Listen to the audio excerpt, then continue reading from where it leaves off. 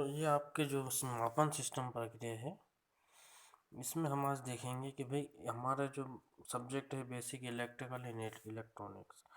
तो इसमें हमें इलेक्ट्रिकल क्वांटिटीज यानी कि इलेक्ट्रिकल राशियों का मान नापना है। तो आपके जो इलेक्ट्रिकल मेजरिंग सिस्टम है, इसके आधार पे जो आपके मापन यंत्र रहते हैं या मापन रहते हैं, वो उसमें जो इंस्ट्रूमेंट लगते हैं, उसमें जो यंत्र लगते हैं, आपके उपकरण, वो अलग अलग प्रकार के रहते हैं। उनका क्लासिफिकेशन किया हुआ, उनका वर्गीकरण। तो सबसे हम देखते हैं कि भाई इलेक्ट्रिकल मेजरिंग इंस्ट्रूमेंट जो रहते हैं हमारे, यानी कि विद्युत मापन उपकरण या यंत्र रहते हैं, उनका वर्गीकरण है। पहला है एब्सोल्यूट उपकरण और दूसरा है सेकेंडरी यानी कि द्वितीय उपकरण। अब आपका जो एब्सोल्यूट उपकरण है उसमें भी दो वर्गीकरण है, एनालॉग और डिजिटल। फिर उसके बाद एनालॉग में भी आपके दो प्रकार के हैं, डिफ्लेक्टिंग इंस्ट्रूमेंट और नल डिफ्लेक्टिंग इंस्ट्रूमेंट। डिफ्लेक्टिंग का मतलब होता है जो सुई के कांटे की जो हिलना रहता है, जो घूस के सुई के कांटे का जो चलन रहता है, वो आपका डिफ्लेक्शन कहता है। जैसे कि भाई सुई के कांटे जो हिलते हैं, बाइक के मीटर के कांटा का जो हिलना घूमना, वो आपका डिफ्लेक्शन कहलाता है। नल डिफ्लेक्टिंग यानी कि जीरो डिफ्लेक्शन, जैसे आपके डिजिटल मीटर जो रहते हैं। फिर आपका डिफ्लेक्टिंग में भी इंडिकेटिंग इंस्ट्रूमेंट, यानी कि जो सिर्फ इंडिकेट कर दे, जैसे हमारे बाइक का जो कांटा रहता है सुई का टाइप का, घड़ी का टाइप का, वो आपका इंडिकेट करता है, यानी कि आपको दर्शाता है। फिर रिकॉर्डिंग इंस्ट्रूमेंट, यानी कि जो आपके उस मान को रिकॉर्ड भी करके सेव करके रख ले, जैसा कोई डिजिटल घड़ी है ना। फिर आपका आता है इंटीग्रेटिंग इंस्ट्रूमेंट, यानी कि आपके पिछले मान को और जो मान चल रहा है, इन दोनों के मान के जोड़ करके जो आगे मान आएगा, उसको जो दो आपका रहता है आपका इंटीग्रेटिंग इंस्ट्रूमेंट। तो ये अलग अलग प्रकार के मीटर्स रहते हैं, है ना। भाई आपके इंस्ट्रूमेंट देखो तीन प्रकार के रहते हैं उपकरण, जो मापन उपकरण। मैकेनिकल इंस्ट्रूमेंट यानी कि जो यांत्रिक उपकरण। फिर दूसरा आपका इलेक्ट्रिकल इंस्ट्रूमेंट। यांत्रिक उपकरण में आपका तराजू हो गया, है ना, आपका स्ट्रेन गेज हो गया। और इलेक्ट्रिकल इंस्ट्रूमेंट अभी हमने देख ही लिया, एब्सोल्यूट, सेकेंडरी, फिर उसमें एनालॉग, डिजिटल। फिर एनालॉग में भी डिफ्लेक्टिंग, नल डिफ्लेक्टिंग, नल डिफ्लेक्शन वाले। फिर डिफ्लेक्शन में आपके इंडिकेटिंग, इंटीग्रेटिंग, रिकॉर्डिंग, है ना। फिर आपके सेकेंडरी में और फिर आपका आता है डिजिटल। तो ये अभी हमने देखा है, ये आपके इतने प्रकार के रहते हैं मेजरिंग इंस्ट्रूमेंट, है ना। एब्सोल्यूट, सेकेंडरी, सेकेंडरी में आपको इंडिकेटिंग, इंटीग्रेटिंग, रिकॉर्डिंग। ये लिंक दी हुई है मैंने, इसमें सारा आपका थ्योरी मिल जाएगा। आपका क्लासिफिकेशन विद्युत राशि के अनुसार, यानी कि जो इलेक्ट्रिकल राशि रहती है उसमें आपके बहुत लंबा वर्गीकरण इसमें दो पार्ट्स में रहता है, एब्सोल्यूट और सेकेंडरी। एब्सोल्यूट वहाँ इंस्ट्रूमेंट होते हैं जो कि हमें मान देते हैं इलेक्ट्रिकल क्वांटिटी का कांस्टेंट टर्म, यानी स्थिर रूप में। तो वो आपके एब्सोल्यूट इंस्ट्रूमेंट कहलाते हैं। जैसे कि ये आपके प्राइमरी इंस्ट्रूमेंट भी कहलाते हैं या इनडायरेक्ट इंस्ट्रूमेंट भी कहलाते हैं। तो ये इंस्ट्रूमेंट रहते हैं ज़्यादातर यूज़ नहीं होते हैं क्योंकि स्टैंडर्ड वैल्यू नहीं देते हैं। जैसे कि एग्जांपल इसका टेंजेंट गैल्वेनोमीटर जो रहता है आपका, उसका बेस्ट एग्जांपल है। ये जो रहता है आपका डिटेक्ट, यानी कि पता करने के लिए और डिस्प्ले करने के लिए इलेक्ट्रिकल करंट यूनिट को, यानी कि एम्पेयर वगैरह नापने के काम आता है, विद्युत धारा को नापने के। और विद्युत धारा को हम एम्पेयर में नापते हैं। तो इस टाइप के इंस्ट्रूमेंट बहुत कम यूज़ होते हैं कमर्शियल पर्पज़ के लिए, जनरल पर्पज़ के लिए। फिर आपका आते हैं सेकंड, यानी कि द्वितीयक उपकरण क्या होते हैं। तो वहाँ उपकरण जो कि हमें वैल्यू दे किसी भी राशि की या क्वांटिटी, यानी कि उसकी मात्रा दे हमें, जो कि हम डायरेक्ट मेजर करते हैं डिफ्लेक्शन के रूप में, यानी कि कांटे के हिलने के रूप में। जैसे कि भाई आपने देखा होगा अपने बाइक का कांटा या घड़ी का कांटा टाइप के जो रहते हैं इंस्ट्रूमेंट, या आपने दुकानों पे भी देखा होगा सुई की घड़ी टाइप के मीटर रखे रहते हैं। जो भी वैल्यू रहती है उस सुई के, जो उस मीटर में सुई रहती है, वो आपकी चलती है उस मान के हिसाब से। जैसे कि वोल्टेज नापना 2 वोल्ट है, तो वो सुई का कांटा 2 वोल्ट पे, मीटर में जो 2 वोल्ट है उस पर आके रुक जाता है। तो ये इंस्ट्रूमेंट आपके द्वितीयक इंस्ट्रूमेंट कहलाते हैं। इनको हम डायरेक्ट इंस्ट्रूमेंट भी कह सकते हैं, है ना।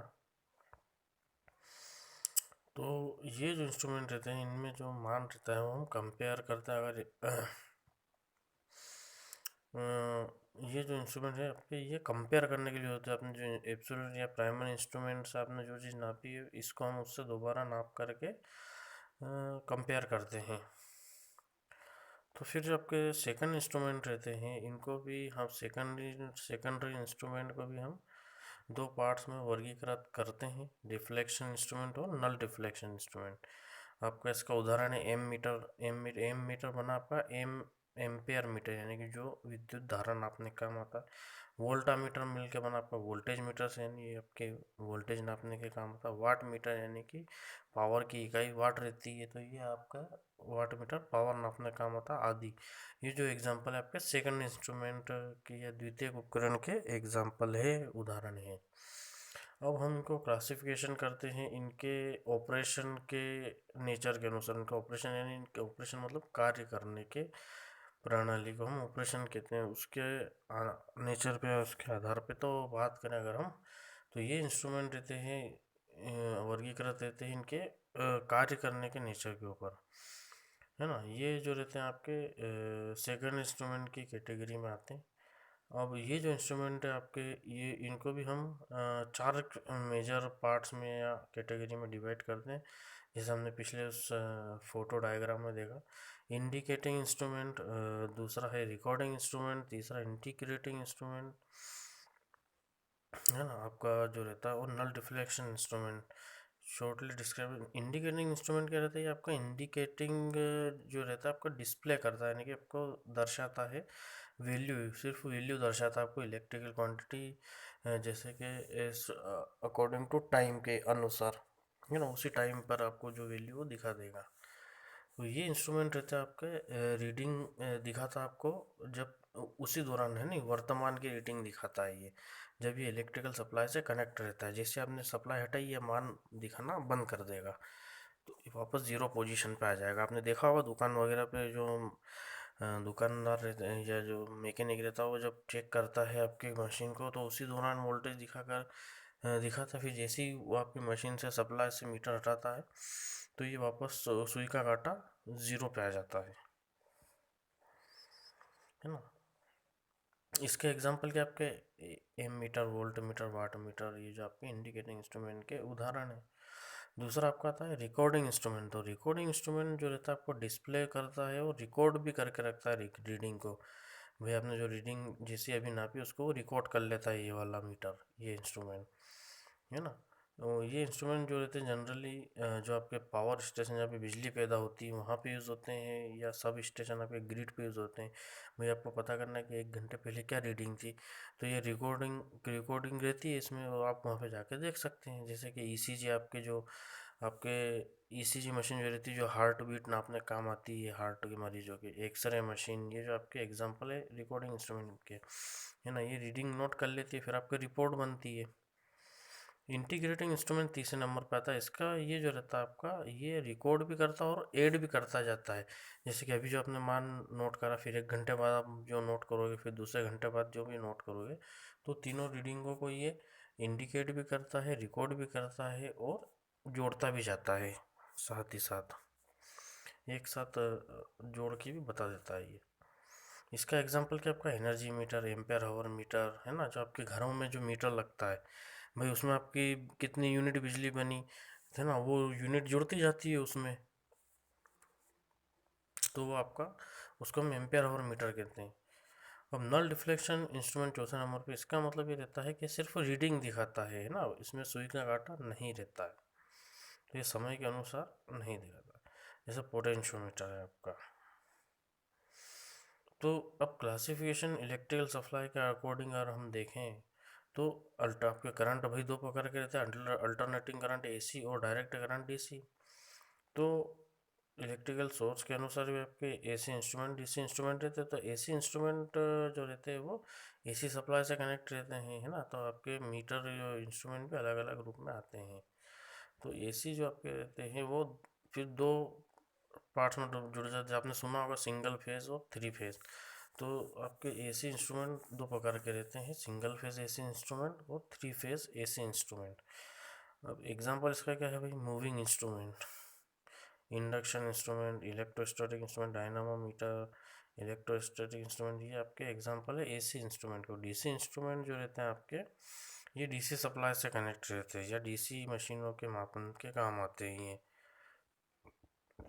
आपका जो इसका एग्जाम्पल है डीसी इंस्ट्रूमेंट का, permanent magnet moving coil instrument आता है, ये आपका बेस्ट एग्जाम्पल रहता है डीसी इंस्ट्रूमेंट का। अब अगर हम क्लासिफिकेशन बात करें, इफेक्ट जो मैग्नेटिक इफेक्ट पे या इलेक्ट्रोमैग्नेटिक इंडक्शन इफेक्ट पे, इलेक्ट्रोस्टैटिक इफेक्ट पे, थर्मल इफेक्ट, केमिकल इफेक्ट, ये जो रहते हैं आपके सम चांसेस रहते हैं इनके अलग अलग एप्लीकेशन के और सिस्टम डैमेज के। तो मल्टीपल टाइप ऑफ इंस्ट्रूमेंट जो रहते हैं यूज टू में ज़्यादातर यूज़ किसके काम आते हैं, आपके मेजर की और कंपेयर करने की, जो किसको मापन की और किसको कंपेयर करने की, जो मान हमें ज्ञात नहीं है जिस भी राशि का। तो ये इंस्ट्रूमेंट जो रहता है आपके डिवाइस को प्रोटेक्ट करते हैं।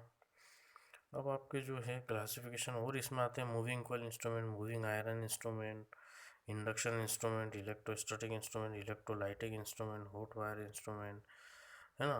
अगर हम मूविंग कॉइल के अनुसार इनको क्लासीफाई करें तो मूविंग कॉइल इंस्ट्रूमेंट भी दो पार्ट्स में हम इसको डिवाइड कर लेते हैं, परमानेंट मैग्नेट मूविंग कॉइल और इलेक्ट्रोडायनामोमीटर, है ना, या मूविंग आयरन इंस्ट्रूमेंट, है ना। तो attraction type moving iron instrument, repulsion type moving iron instrument, है ना। अब अगर हम बात करें इलेक्ट्रिकल एप्लीकेशन यानी विद्युत प्रयोग के आधार पे, तो वो आपके डेली रूटीन मल्टीपल इंस्ट्रूमेंट जो यूज़ होते हैं, मल्टीपल पर्पस के यूज़ होते हैं। जैसे कि ये जो इंस्ट्रूमेंट रहते हैं एसी डीसी दोनों पे काम करते हैं, है ना, जो भी हम जैसा कि हम उपकरण यूज़ कर रहे हैं।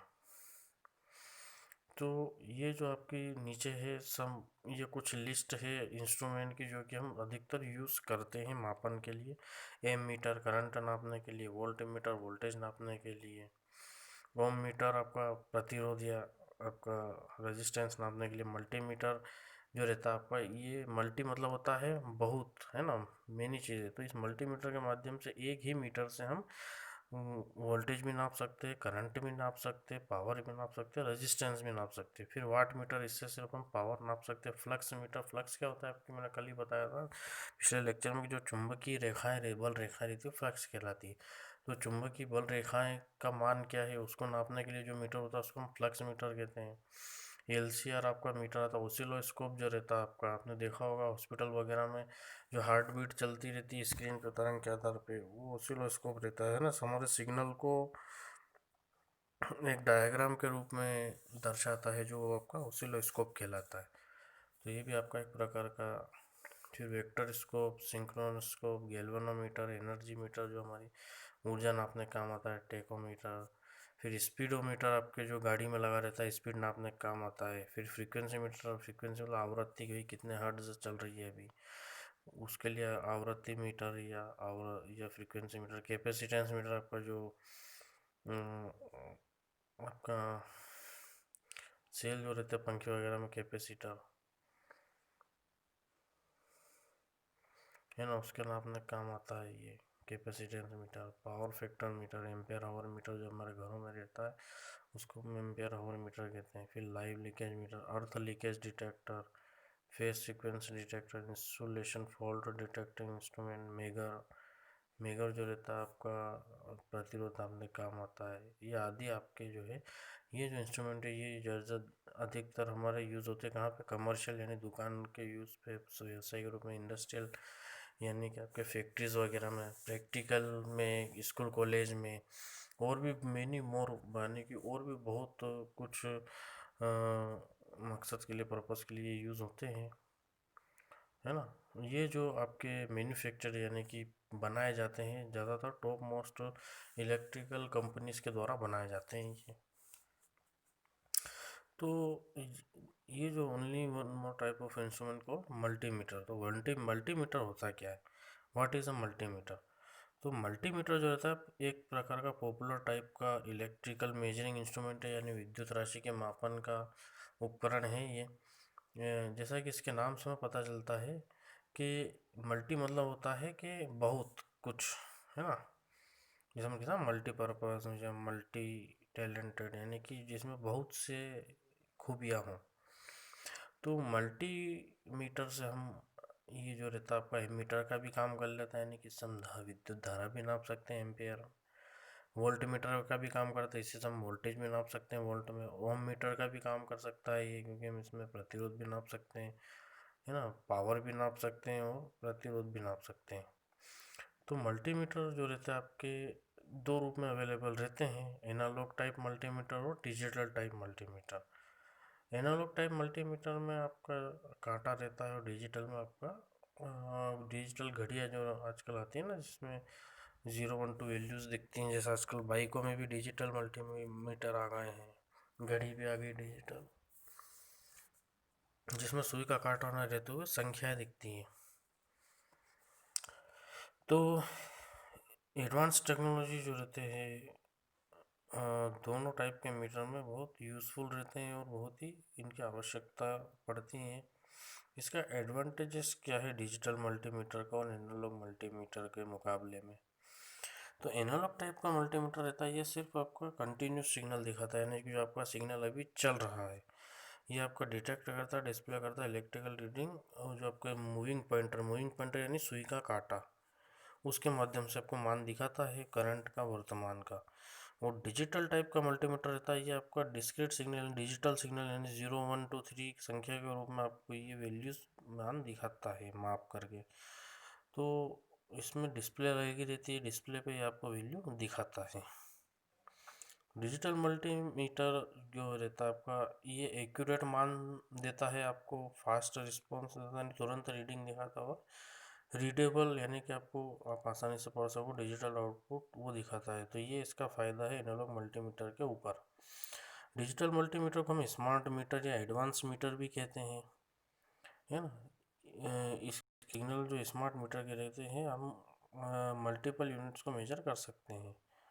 तो हम अलग अलग मीटर खरीदने के बजाय, जैसे कि भाई करंट के लिए अलग सा आप एम्पेयर मीटर खरीदो, वोल्टेज के लिए वोल्ट मीटर अलग सा खरीदो, रेजिस्टेंस के लिए अलग सा ओम मीटर खरीदो, इसके बजाय हम एक ही मीटर खरीद लें, मल्टीमीटर, जो कि हमें इन सारी वैल्यूज़ का मान बता दें। अब LCR मीटर जो रहता है एक प्रकार का मल्टीमीटर ही है, जिसमें हम इंडक्टेंस यानी कि एल, कोयल जो रहता है उसका मान, कैपेसिटेंस आपका C और रेजिस्टेंस यानी कि ओम, ये तीनों का मान बता देता है। तो हमें ऊपर की स्टडी से पता चला कि मेजरमेंट और इंस्ट्रूमेंट जो रहते हैं आपके उपकरण, वो बहुत ही महत्वपूर्ण टर्म है इलेक्ट्रिकल, इलेक्ट्रॉनिक्स, मैकेनिकल और हर फील्ड के अंदर। तो ये जो इंस्ट्रूमेंट है ये एक तरह से प्रोटेक्टिव डिवाइस का भी काम करते हैं और हमें हेल्प करते हैं मापन के लिए और किसी भी इलेक्ट्रिकल या इलेक्ट्रॉनिक्स प्रोजेक्ट को बनाने के लिए, है ना। तो ये जो था आपका ऊपर का टॉपिक, ये सारा था क्लास वर्गीकरण का इलेक्ट्रिकल मेजरिंग इंस्ट्रूमेंट के बारे में, है ना। भाई आप कोई भी नई चीज़ बनाते हो तो पहले से उसका पता रहता है, भाई कोई भी पावर स्टेशन बनता है, कोई भी आप उपकरण बनाते हो या खोज करते हो, तो आपको पहले से पता रहता है कि भाई हम इतना बड़ा इंस्ट्रूमेंट बना, उसमें कितनी पावर लगेगी, कितना वोल्टेज लगेगा, तो उस हिसाब से माप करके बनाते हैं। इसमें आसानी से आप उसको उपकरण को बना सकते हो।